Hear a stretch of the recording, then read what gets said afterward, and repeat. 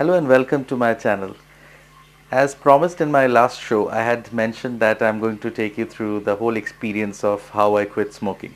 So today I'll tell you more about the first 5 days of quitting smoking and what you can expect out of those 5 days, how easy it is to stay quit. So I'm going to walk you through the first 5 days of my experience, and I hope that it will help you a lot in your journey too. You will realize how easy it was for me and how determined I was to quit smoking. So what did I do on the first day? So the first day was pretty simple. All I did was waited, looked at the clock, and felt excited about my decision to remain quit. You have to make sure that you decide when you're ready for it, and that is the most important thing. You should not push yourself towards anything. You should not push the date. You should not decide on milestones of your life like your birthday or your anniversary. No, you have to make sure that you wait for the day when you're ready to quit, and I did so. So on the first day when I quit smoking, I was feeling excited about my decision. It was an ordinary day for me. So what I did was I just watched some television, listened to some music, wrote down some journals, did my normal office work, and passed the day. I was looking at my watch continuously on the first day just to see how long I have made it without my next cigarette. As I've told you in my last video, which of course will be there in the description, and the icon, I have also mentioned that I decided to quit smoking in the evening. So when I quit smoking in the evening, all I had to do was I make it through to the dinner time, have dinner, and go to sleep. That's all I did on the first day. Once I woke up the next morning, I was feeling good about the fact that I did not smoke the last night. The second day of my journey wasn't that easy. The second day was not that great. I had a feeling of emptiness for the first time, and I felt like I was missing out on something very interesting that I used to do every day previously. The trick for the second day was just to make it through to the next time I went to bed. So I made sure that I kept eating and kept my hands busy with work. I kept on chewing stuff like nuts and trail mixes and dry fruits, and tried to pass the day. I ate a lot on the second day and made it through the day, and finally was happy at the end of the day when I was going to bed and knew that I had not smoked a single cigarette that day. So the second day is very crucial because there have been multiple instances when I have actually failed on the second day of my quit. You have to be very careful, and this is the time when you actually start missing the habit, and this is when your withdrawal symptoms are actually kicking in. You should make sure that on the second day you're not looking at these YouTube videos which act as a kind of a motivation, but also a type of reminder to the bad habit that you're addicted to. The third day when I quit smoking was very interesting. This was the first time that I realized that I could go 2 whole days without a single smoke. So on the third day, you should make sure that you appreciate that you have made through the first 2 days without even thinking about going for a single smoke. There was a new development on the third day. For the first time, I felt like there was no calculus buildup or there was no layer on my teeth. As most of the smokers would know, that there is some kind of plaque that builds up on your teeth when you smoke a lot and you drink a lot of coffee. So this was the first day that I felt that there was no layer, or maybe a very thin layer of plaque that had built up on my teeth before I brushed that day. So early in the morning, I felt a difference in the way my mouth felt, and it actually tasted weird. Weird as in I felt a kind of a metallic taste. It could be different for you. Probably my taste buds were waking up, so that is one thing. But then it felt weird because this is not something that I had experienced earlier. But I went on with the feeling and I kind of enjoyed it because this was the first time that I felt that there was some kind of change happening in my body and my body was reacting to it. And possibly you can categorize a little less plaque in your teeth as a positive thing, as all smokers would know that after all these years of smoking, we have done a lot of damage to our teeth, not only just staining them, but also the acid that results out of continuous smoking actually corrodes your teeth enamel, and then you have a lot of cavities. So you would also see a lot of smokers making those frequent visits to dentists to either get a tooth extraction done or maybe a root canal, and such very expensive procedures are very common in the life of a smoker. So the feeling of having less plaque on my teeth was actually very reassuring, and it was telling me very well that I had taken a very good decision after all these years. After 20 years, I had done something good for my body, and probably the microorganisms in my mouth were actually changing and creating something positive. Then came the fourth day. The fourth day is kind of like a low day for me. It was like a low day for me. Um, in, I mean, this journey was like that on a roller coaster. I had quit cold turkey. If you go about my last video, you'd see that I had quit cold turkey. So I had no backup with nicotine replacement therapy, chewing gums or patches or anything of that sort. So I didn't have a fallback plan. I just knew that I had to go through it, and I was challenging myself to go through this procedure. At any point of time, I did not think that I was going to quit smoking. I was just going to elongate the time frame between my two smokes. So you have to be very careful. So this is something that I've learned through this process. You should never think that you're leaving something forever. When you are faced with an addiction, you should make sure that you are dealing with like it's a challenge for you. You're taking a break from something.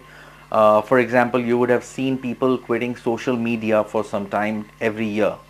So they make sure that they quit the social media and stay quit for a couple of months during the festivities or the festival season, just to make sure that they can stay quit if they want to. So that's exactly what I was going through on the fourth day. The fourth day felt like I was missing something really bad, and that was the smoke. That was the early morning smoke that I was so used to with my cup of coffee. So to get over this habit of missing my early morning smoke with coffee, I left the habit of having coffee itself. Instead, I started having warm black tea. So the good thing about warm black tea is it's warm. It kind of jingles the taste buds in your mouth early in the morning, gives you that boost. It has all the greatness of the coffee minus the association that the coffee had with my smoke. So that is something that you should be very careful about. If you're used to having smoke with your coffee, then try to avoid coffee for some time and instead replace it with something like having some kind of tea. A strong tea is what I would recommend. I don't think a chamomile or a jasmine tea would do any good to you. You should focus on having pure British tea with a lot of strength in it. Also on the fourth morning, I noticed that I was having some kind of nasal discharge, and a very slight one at that, but then again it was there. Hair like structure in your lungs start healing at that point, and then they start pushing the toxins out of your lungs and through your nose, and that's why you have this nasal discharge. So I would recommend that you go ahead and have some steam on that day, because that's what I did. I had some steam to clear up my sinuses because I have a tendency to get some pain in the sinus, and I went ahead and did that, and that helped me a lot. It cleared up my sinuses and I was able to breathe more freely. Later in the day, I was faced with some bit of toothache. I have some tooth cavities which have not been attended by any dentist. Along with that, I had a bit of bloating or indigestion. So that was there for the whole day, and that was when I decided that I'm just going to ride it out without taking any medication. And I think in hindsight that was a very good decision, because those feelings that I had, the indigestion, the bloating, that kind of subsided later in the day once I had some warm water. Also noticed on the fourth day, my lips were starting to chap, and the top layer of the skin on the lips was trying to like fall off, probably because I was kind of chewing on my lips, or a habit which I had, or maybe because I had not smoked a cigarette and the skin was healing itself. The evening on the fourth day was actually a bit of a challenge. By the time I reached about 5 o'clock in the evening, I felt like a lot of emptiness in my life, and I was feeling really down about it. So I would recommend that on the fourth day, be very careful about your feelings and try to replace them with some kind of a positive activity. What should work for you is if you should go for a long walk, or probably cycle or bike across your neighborhood. You can drink a lot of tea if you want to, because at this point our focus is not the tea but to get rid of the addiction of nicotine. Also, you can bank on some comfort food like ice creams or something sweet. I know that that can be a problem if you're on a diet or if you're diabetic or some kind, but then again, if you are not, if you don't have any health complications like a diabetes or a liver disease or something which can be which can go worse if you have a lot of sweets, then I would still recommend that you should go for some chocolates, something sweet, some candy, some hard boiled candy which you can chew on for the fourth day, because the fourth day is kind of a challenge. It's not the whole day, it's going to be the fourth day, the fourth evening, that you will be challenged really hard by your addiction. Somehow our bodies kind of react differently through the day, and that's called a circadian rhythm. So that again affects the way your mood is in the evenings and the morning. And nicotine being a mood enhancer, since it's gone missing from your blood, and I think it takes about 72 hours to drain the nicotine from your blood, most of it, if not all. And so that was the fourth day evening, and I really didn't have any nicotine probably left in my system, because I was drinking a lot of water to make sure that it flushes out of my system quickly. And that, I think, came back and hit me hard. I felt a lot of emptiness, but then again I got over it by going for a cycle session. I cycled across my neighborhood for about an hour, followed by some warm tea, and then I had a quick dinner and slept off. Alright, so you've made through the first 4 days of my life when I had quit smoking, and what I had faced internally after I had quit smoking for the first 4 days. And since you've been watching me for so long, I'd want you to like continue, because I'm going to tell you more about the fifth day and also the secret that I'm going to give out at the end of the video. So the fifth day was actually the toughest, and things were just getting tougher and tougher and tougher for me. From the time I woke up in the morning, I felt huge craving for a smoke. I wanted to have a smoke along with the tea. I wanted to have smoke after breakfast. I wanted to have smoke right after lunch, and so on and so forth. So basically what I realized was I wanted to have a smoke after every trigger. So you have to identify, and this was the first day that I was trying to identify my triggers to smoke. So you have to make sure that you identify your triggers and try to work around them. If you are used to having a smoke after coffee, that's your trigger. Avoid coffee and try to replace it with something like tea or milk, or anything else. Any other health drink would do just fine. If you are used to having smoke after lunch or dinner, I would say that you can have something sweet. Probably a dessert at the end of the meal can help you with the pangs of or the cravings for smoking. So also what I realized on the fifth day was the journey is not going to be so easy, but it's the determination that you have, and your resolve that you're going to quit smoking is what is going to see you through the whole journey. And you should stick to it, and you should pat yourself on the back that you've made through to the fifth day without even taking a single smoke, and not giving into the habit that has been plaguing you for all this while. Another important thing that you should focus on is you should never focus on the fact that you have not smoked for the last 5 days, because what I felt was the more you watch the videos on YouTube about what happens to your body when you quit smoking, or what you do on the first day, what you expect on the second day, what happens on the fourth day with your digestion. So don't get into those videos. Those videos are actually creating the sense of emptiness in your mind. It's actually telling your brain that it's quit something, it's trying to work hard, it's actually struggling, and that kind of feeling just creeps in.